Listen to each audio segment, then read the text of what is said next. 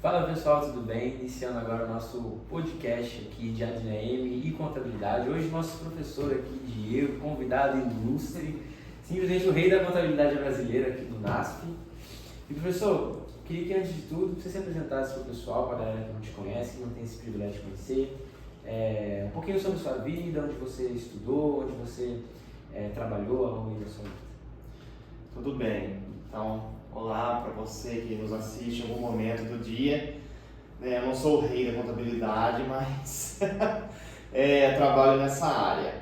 Eu estudo no NASP desde a minha oitava série, então eu fiz formatura na época, era a oitava série ainda, formatura, ensino médio, e um dia me interessei pela área contábil, porque meus pais têm empresa em Conchal, e quando eu vi aquele material, eu falei, eu acho que é algo interessante, algo que tem a ver com o que eu convivo, e sabia que o NASP tinha um curso de Ciências Contábeis e vim estudar aqui. Estudei aqui Ciências Contábeis, me formei em 2011 e 2012, 2013 tive uma experiência internacional que foi muito útil, inclusive até hoje dentro da área, já vai ser uma dica aí que nós vamos ter mais pra frente, mas aí em 2013, no final de 2013, eu encontrei uma amiga aqui numa das programações do NASP, ela falou, tem uma vaga aqui na contabilidade, você não quer trabalhar?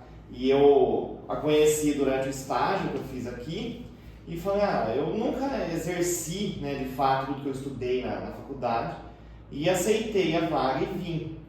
Aí trabalhei aqui um tempo, quando em 2015 eu senti saudades de vocês, na sala de aula, e resolvi estudar, mas para ser professor, porque eu gostei da experiência universitária e trabalhar na área também me deu esse desejo.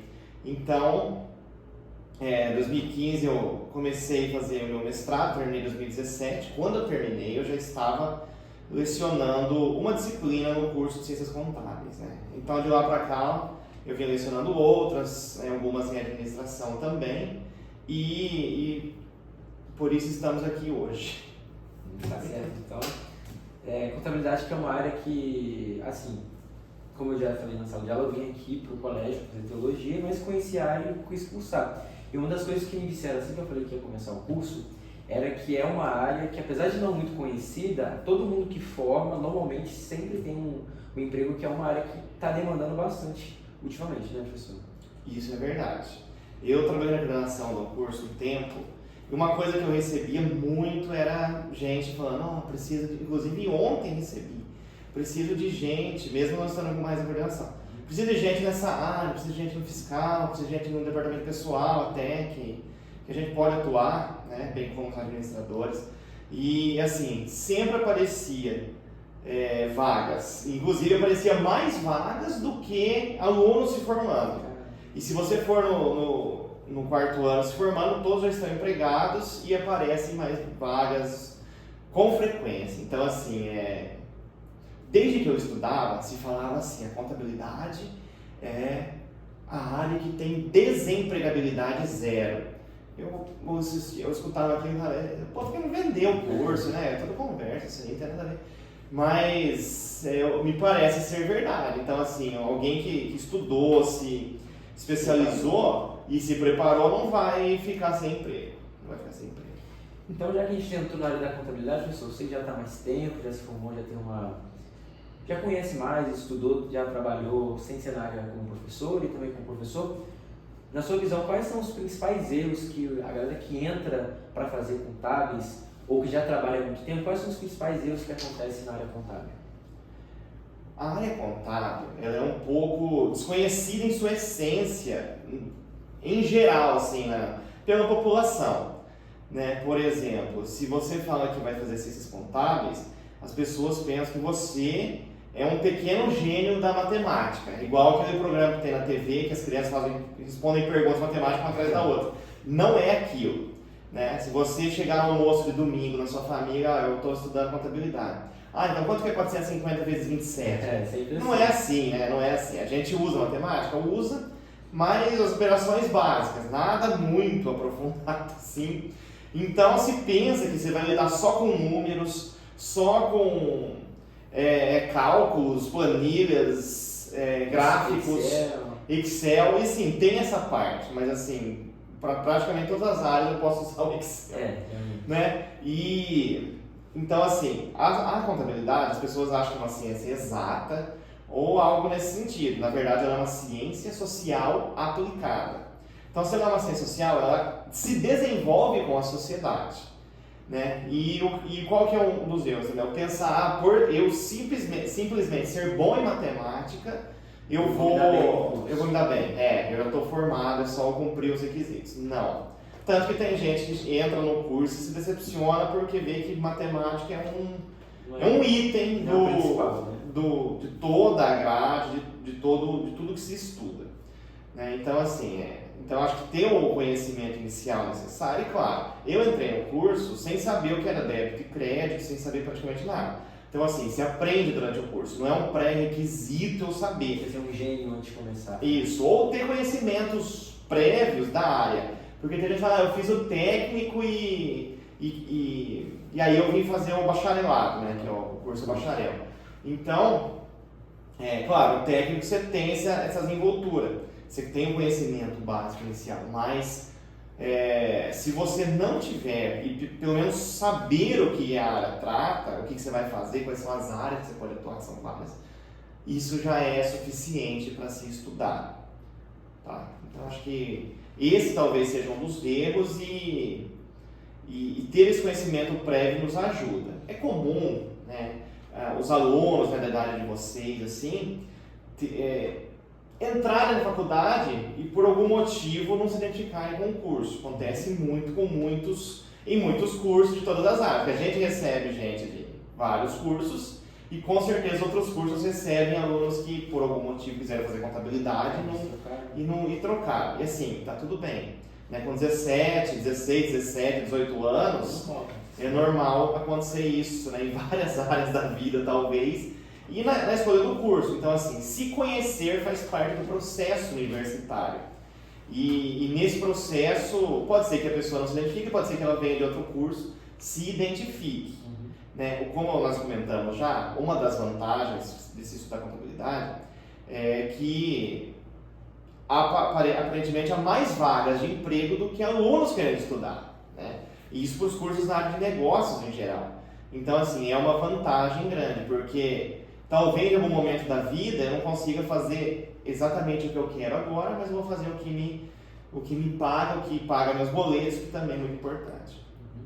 E assim, apesar de não ser uma área que você falou, por exemplo, se a gente pegar salas de engenharia civil, medicina veterinária, que sei lá, tem turno de manhã, turno da noite, a faculdade de contabilidade não é uma das mais requisitadas, mas se você faz ela, você sai com um conhecimento muito importante, ainda mais hoje em dia, né, com os altos índices de endividamento, de gente que se engana, né, com o limite do cartão. E, professor, para você, como que a falta de um planejamento financeiro, de estudar o que você pode ou não pode gastar, impacta na sobrevivência das empresas hoje em dia no Brasil? Porque é muito comum a gente ver pessoas com ideias boas, com projetos bons, mas por não ter um planejamento, seja por falta de estudo ou por ignorância mesmo, elas acabam se perdendo. Então, como que isso faz falta numa empresa? Enquanto você falava, eu me lembrei, né? A sociedade não tem muito conhecimento da área contábil, e aí recentemente sim, tempos atrás saiu o filme O Contador. Então, quem imaginava que ia assistir aquele filme resume a área, encontrando, né, o que o profissional faz, também se decepcionou. A menos que ele ache que o contador seja um assassino, né? Mas, então assim, há uma mística por trás disso que talvez assuste, espante ou traga simplesmente desconhecimento para as pessoas. O que afinal vai acarretar o que você trouxe aí agora. Porque, por exemplo, o que é as definições de contabilidade é o estudo do registro, da contabilização do patrimônio das empresas. Então, assim, o foco na contabilidade é nas empresas, é no financeiro, é na saúde financeira, é no controle patrimonial das empresas. Aí, por exemplo, você falou de endividamento. Ao mesmo tempo que é da pessoa jurídica, existe uma pessoa física por trás de toda pessoa jurídica, né? Uma ou mais pessoas físicas. E nós não conseguimos desassociar esses dois. Aí até um princípio contábil, que o que é de um é de um e o de outro é de outro. Mas a pessoa física está inserida nesse meio e controla, gerencia a pessoa jurídica. Então, assim, se eu estou estudando como gerenciar uma empresa, fatalmente eu vou ter conhecimento de como gerenciar a minha vida. E como você mencionou, o índice de endividamento do brasileiro é extremamente alto. Assim, extremamente, das famílias, do indivíduo, e isso se estende, traz para a população um mal-estar geral, né? Para a economia. No final afeta todo mundo, né? Isso, exatamente, afeta todo mundo. Tanto que tempo atrás, nos candidatos à presidência, tinha um que falava que ia tirar o nome do SPC e ia limpar o nome de todo mundo, né? E nem assim ele ganhou, porque se todo mundo que tivesse um nome negativado votasse, ele provavelmente ganharia no primeiro turno. Mas assim, tudo isso vem de uma falta de conhecimento que se traz desde a infância, né? A cultura, geralmente, das pessoas faz com que elas gastem, que elas não poupem, e aí quando surge o cartão de crédito, né, que já surgiu há umas décadas, mas agora se popularizou, porque chega cartão na casa da gente sem a gente pedir. E hoje tem no celular também. Né? Tem isso, tem no celular, não precisa nem esperar chegar, tem o cartão virtual. Né? Então assim, as pessoas acham que aquilo é dinheiro, e não é.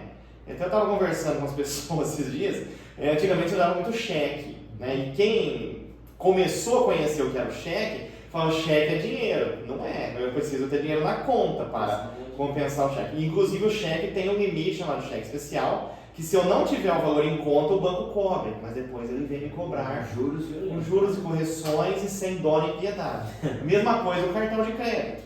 Né? Olha, eu tenho um limite aqui de 2, 3 mil. Não quer dizer que eu deva, que eu possa gastar. Eu posso, mas não devo. A não ser que eu tenha uma grana superior a isso para cobrir esse gasto todos os meses. Né? Então, assim, isso é só um aspecto que leva ao endividamento. Mas o brasileiro não poupa. Por exemplo, na Europa, o índice de pessoas que investem em renda fixa e variável, né, bolsa de valores e títulos de renda fixa, é muito grande, Estados Unidos muito grande, países subdesenvolvidos como o Brasil, o índice é muito pequeno. Ninguém sabe o que é isso. Ninguém sabe o que é isso. Investir, colocar na poupança e tá tudo certo. A poupança é até considerada investimento, só que não é o melhor. Né? Mas assim, é melhor deixar na poupança do que você gastar tudo e ter dívida, que é o que a maioria faz. Né? E um outro problema que também que as pequenas empresas e grandes enfrentam é a questão tributária, que no Brasil é um problema desde muito tempo e que no atual governo começaram vários memes, né, com o Haddad, do Tachad, enfim, os diversos memes que a gente vê no Instagram. E essa é uma pauta que cresceu muito nos últimos meses. E de que maneira você acha que os impostos e os tributos, que são necessários, mas de forma desorganizada, e especificamente falando do Brasil, de que forma os tributos e os impostos acabam afetando a sustentabilidade das pequenas e médias empresas? Pequenas e médias empresas geralmente estão inseridas em um único regime tributário, tá? Que é o Simples Nacional. Então, assim, para cada tipo de empresa, para cada nível de faturamento, existe dentro do Simples Nacional uma alíquota única que vai ser cobrada de impostos daquela empresa. Tá? Isso foi feito porque pequenas e médias empresas não fazem o que vocês aprendem em sala de aula. Não fazem balanço, DRE, DFC e as várias demonstrações que existem. Então, assim, não há esse controle. Então, como é fácil para o Estado, né, que é o governo, controlar? Hoje em dia, as notas fiscais têm que ser emitidas de forma digital. Né? Ah, professor, 100%? Ainda não é 100%, porque tem um produtor rural que mora lá no final do riacho, que ele tem um talão que ele preenche manual e leva lá no escritório. Mensalmente o escritório dá um jeito de digitalizar, no sentido de tornar digital, né? Não escanear. mas tornar digital aquilo, e a partir do faturamento você consegue encontrar alíquota e aí a pessoa paga. Só que assim, né, como você falou, no Brasil nós somos muito taxados. Tem muitos impostos sobre a venda, impostos sobre a compra, impostos sobre o lucro, imposto em todas as nossas movimentações, imposto sobre herança, enfim, tem imposto para tudo, para morrer, tem. Então assim, né? O morto não está vendo o que está acontecendo, mas alguém vai ter que... O morto ainda dá prejuízo à família. Por aí. Então assim, para as pequenas e médias empresas, o que ela tem que fazer? Procurar um profissional contábil que saiba enquadrá-la bem dentro do Simples, de forma que ela consiga estar legalmente enquadrada corretamente e pagando o imposto que lhe é devido. Porque, para as empresas, contratar o contador é um mal necessário. Ruim com eles, pior sem eles. É o lema de muita gente. Por quê? O contador é alguém que vem todo... Alguém não, né? Ele pega um carinha que vem de bike lá ou de motinha, trazer a guia que eu tenho que pagar todo mês. O honorário do escritório, o imposto, né? A guia do Simples, DARF e os impostos obrigatórios, né? E o recolhimento de funcionário caso haja. Então assim, eu pago esse povo para eles recolher, preparar os impostos para eu pagar, para que o governo venha, não caia na malha fiscal e que o governo venha e encerre a minha empresa. Então assim, é um mal necessário para muita gente. Por isso que parte do papel do profissional contábil, e talvez esse seja um fator que as pessoas não saibam tanto quem é o contador, ou não vejam ele como alguém que é um parceiro do negócio, é que ele deveria ir lá, o Vinícius, o que é sua empresa? Você vende roupas esportivas. Tá, então você está enquadrado aqui, você poderia fazer isso, você poderia ter esse controle, você poderia fazer essa gestão de custos, para saber quanto que você está tendo de custo de fato. Porque as pessoas não sabem, eles acham que custo é só o que pagou. Exato. Na mercadoria. Às vezes nem considera transporte, considera imposto que ela vai ter que pagar depois, um monte de coisa. Final ali. Isso e põe, eu paguei 500 aqui, vou pôr 20%, e às vezes ela está perdendo. Então assim, o contador, se ele apresentar isso, vai ser interessante para o empresário, puxa, não sabia, olha. Então, aí a gente avança, o contador se torna um parceiro, inclusive na tributação, que no Brasil, como você disse, é motivo de piada, mas na verdade deveria ser um motivo de revolta, né, das pessoas, porque o governo diminuísse esse peso sobre os nossos ombros. E uma das formas, né, que as empresas elas acabam achando para fugir, às vezes por uma falta, uma má gestão ou então endividamento, é o crédito. É um empréstimo ali, mas trazendo para as empresas é o crédito. E como que a dificuldade de acesso ao crédito ela pode impactar a longevidade das pequenas e médias empresas do Brasil? Porque normalmente as grandes elas precisam ali de um crédito, mas não de forma tão necessária quanto as pequenas e grandes. Como que essa dificuldade impacta? As grandes não têm muito esse problema, porque geralmente o crédito vem até eles, né? Mas a pequena, quando precisa, ela tem que, primeiro, quando você vai abrir o negócio, tem que pensar. O próprio Jesus falou na Bíblia. Quando você vai construir, vê lá o que você tem a grana e tal, né? Porque você vai comprar isso, você vai comprar os tijolos, cimento, mão de obra e tal. Por quê? Porque depois você começa a construir, fica lá um monumento, e já viu aquelas obras sem terminar? Que fica lá só no tempo, na chuva e tal. Por quê? Porque para que isso não fique um monumento da sua incompetência, no final das contas. Então assim, para eu abrir a empresa, eu deveria verificar isso para que a minha empresa não seja também um monumento da minha incompetência. Como? Se encerrando brevemente, de forma precoce, ou eu não tendo a fonte de financiamento de crédito. Para isso, existem órgãos que ajudam os pequenos e médios empresários. Por exemplo, o SEBRAE, que é o Serviço de Apoio à Pequena e Média Empresa. Eles vão orientar, falar, você não consegue crédito para isso, você consegue para aquilo, ou você não consegue o crédito total, ou você consegue. Então, assim, para a pessoa abrir o negócio, ou para ela dar um salto, né, um grande avanço, ela tem que ver suas condições para ver se ela consegue o crédito ou não. Porque se ela não conseguir, ela vai ter que estagnar por um tempo até que isso seja possível. Ou então parar e falar, não deu, aprendi alguma coisa e vamos para a próxima. E aí, uma das maneiras dessas empresas não trazerem grandes problemas e fechar seria um entendimento antes, né? Como a gente disse, a falta de uma educação financeira no Brasil faz muita falta, mas a gente que faz contabilidade, a gente está um pouquinho na frente, porque a gente estuda isso na prática, no papel, faz as contas. E voltando novamente para a contabilidade, assim, sou novato, estou no primeiro ano, segundo semestre, e até agora eu achei tranquilo. Né? Tipo assim, tem que estudar, tem que parar para prestar atenção, para saber fechar a capital social, para você saber a diferença de débito e crédito, que como você, quando eu iniciei, eu não sabia das coisas. Muita gente da nossa sala já trabalhou em banco, já trabalha na área contábil, eu cheguei do zero. Então, para pessoas como eu e como você que no início chegaram do zero, quais são algumas dicas para a pessoa que chega assim, para o aluno que entrou agora em contabilidade? Bom, vamos lá. Quando eu estudava, parece que eu estou sendo saudosista, né? Não faz tanto tempo assim, né? Mas também não faz pouco, assim, foi ano passado, retrasado. Mas assim, as coisas se facilitaram, em certo sentido, muito em poucos anos. Então assim, na época eu estudava, quase ninguém tinha notebook. Internet era um negócio mais menos acessível às pessoas e muito menos conteúdos disponíveis. Então hoje em dia, vamos supor, se eu expliquei uma coisa na aula, você não entendeu, se você não quiser perguntar para mim, você pode no YouTube achar. Ou no AVA, ver a explicação. No AVA também.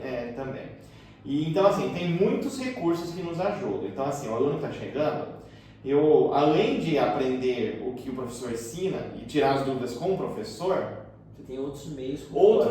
E assim, vai pesquisando. Os alunos que estudam ciências contábeis têm 4 anos para ir se formando. Nesses 4 anos, eles vão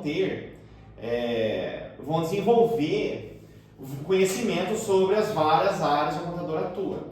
E aí ele pode se interessar mais por uma do que por outra. E o que é normal. Né? E aí, por exemplo, primeiro semestre a gente já tem uma aula, que inclusive foi eu que lecionei para vocês, que mostra todas as áreas. Então tem auditoria, tem perícia, tem consultoria. E aí você vai vendo, puxa, que legal. E assim, todas pagam um salário razoavelmente bom.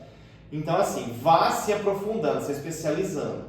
Durante o curso, você já tem conhecimento, porque durante o curso tem que cumprir a grade obrigatória.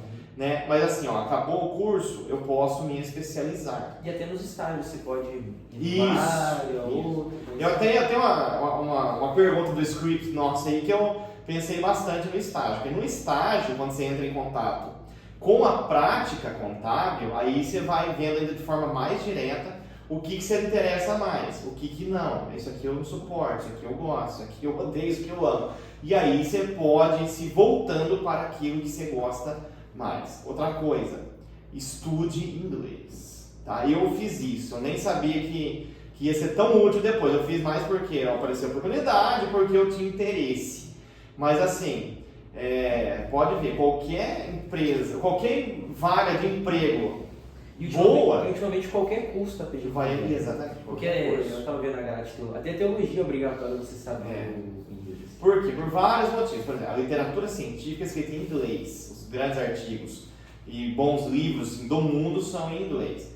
Inclusive os próprios livros de teologia, alemão e inglês. E contabilidade, vem do inglês também, os grandes avanços na área. E os termos também. Né? Termos também, porque o Brasil adapta muitos termos em inglês, alguns que até tem em português, mas enfim, isso é outra coisa. Mas entender e estudar foi muito útil para mim.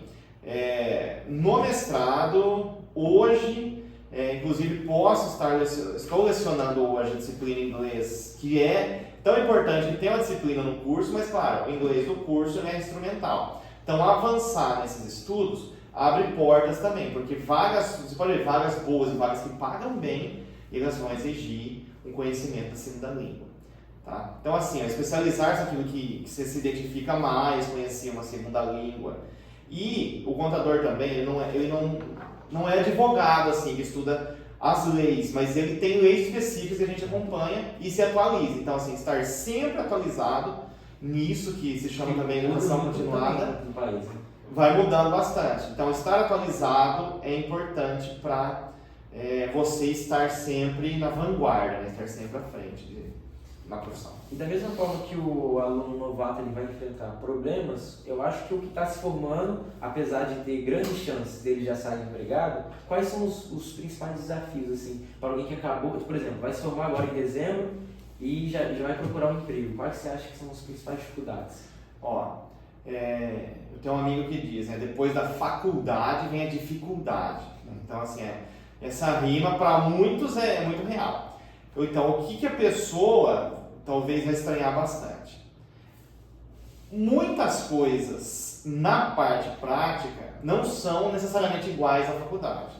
Então, assim, o trabalho contábil muitas vezes é bastante repetitivo. Mesmo com hoje em dia muitos sistemas, as planilhas, o BI, a inteligência artificial, algumas coisas são repetitivas, que precisa da execução e do olhar do contador. E quando não é a execução do contador, o olhar final tem que estar. Então, assim, isso aí pode ser que a pessoa estranhe um pouco, né? E, voltando ao foco da pergunta, o que ela pode estranhar mais? Ela pode encontrar dificuldades, talvez, de atuar ou trabalhar na área que ela gostaria inicialmente, que é comum, porque a pessoa precisa ganhar bagagem. E nesse sentido, o estágio é fundamental. Porque assim, já vi muita gente que não conseguiu fazer o estágio bem ou fez só para cumprir tabela e que depois se decepcionou porque não conseguiu atuar como deveria na área. Então assim, o estágio acho que é muito importante, os alunos têm que valorizar isso. Vocês podem fazer o estágio a partir do 3º ano e isso muitas vezes já vai abrir portas para o seu início profissional já graduado, formado. E é um estágio, além de alguns serem remunerados, mas o principal lá é você ganhar uma bagagem e muitas vezes, se você fizer um bom estágio, quando você se forma, a mesma empresa às vezes já tem interesse, né? De te pegar ali, de te colocar para poder trabalhar, né? E, por exemplo, além de você saber as matérias que a gente estuda em contabilidade, não são todas que a gente pega. Então é muito importante a gente também souber algumas coisas por fora, alguns conhecimentos por fora. E de que forma você acha que uma falta de capacitação, porque muitas pessoas fazem contabilidade às vezes para poder gerir uma empresa, né? Ou fazem ADM e contábeis para poder saber gerir melhor a sua empresa. E de que forma você acha que uma falta de capacitação ou igual você falou, fazer só por fazer impacta numa gestão empresarial? Bom, a maioria dos empresários não estudaram para isso. Tá? Vou falar do empresário com sem conhecimento e com. Né? Principalmente quem vai sofrer mais é o sem conhecimento, porque a maioria dos empresários não estudaram para isso. Alguns, talvez seja o talento, o dom, né, que o próprio Deus deu, são administradores assim natos. Não estudaram, mas o quê? Eles levam, como se fala, na ponta do lápis. Gastei, recebi. E conseguem crescer e criar patrimônio. Se organizar. Se você explicar para ele conceito, DRE, lucro, receita, EBITDA, ele não vai saber nunca, sim, de cara. Mas ele sabe organizar a sua empresa. Então, tem empresários que são assim. Tem muitos que vão abrir pela ganância e, fulano abriu e deu certo, vou meter a cara e abrir. Se for só com essa intenção, provavelmente isso não vai muito longe. E outro problema, muitas vezes a empresa começa a dar dinheiro no começo e o cara sonha alto no começo. Ele nunca pode fazer isso. Por quê? O que vocês aprendem em sala? O que a empresa gerou de retorno é dela, não é meu. Eu não vou sair, comprar carro importado e porque a pessoa não sabe nem quanto gasta um carro importado, com imposto, revisão e tudo mais. Ela acha que é só pagar o valor do carro. Não é. Ela nunca teve, ela não sabe, ela não veio de uma família, talvez, que tivesse aquele padrão. Então ela não sabe. Aí, então assim, a pessoa abriu, não tem conhecimento, vai fazendo esses erros que vão levar ao quê? Ao alto índice de empresas, pequenas e médias empresas que quebram em menos de 5 anos no Brasil. Agora, alguém que já estudou, vai abrir a empresa, tem que ter esses conhecimentos, né? Porque ele estudou para isso. Então, assim, ele não deve cair nessas armadilhas, que muitas vezes ele mesmo cria, ele põe na cabeça, alguém põe na cabeça, ou ele acha que está abafando, quando é a empresa que está abafando e tem que guardar, porque as vacas magras podem chegar. né? E hoje nós temos uma economia que as vacas magras estão reinando, prevalecendo. Então, assim, acho que atentar para isso, ir com calma, com consistência, com constância, é o fundamental para que as coisas continuem. Então, caminhando já para o nosso final, pessoal, como você entende que, assim, a nossa economia já desde muito tempo, ela é 880, ou está indo bem ou está indo mal, é muito instável. Né? Então, para alguém que quer abrir uma empresa hoje, é um pesadelo, porque ela pode abrir a empresa num momento exato de que vai dar super certo, porque tá os impostos na área dela um pouco mais baixo, um governo que favoreça essa área dela, ou ela pode abrir num momento que dê tudo errado também, porque, sei lá, igual em 2008, ninguém esperava que os Estados Unidos iam entrar naquela crise e ia acabar tudo. Então muita gente que abriu empresa naquele ano, ou que não tinha se preparado... Você lembra disso aí? Não, mas eu estudei por fora. Em 2008 eu tinha 2 anos.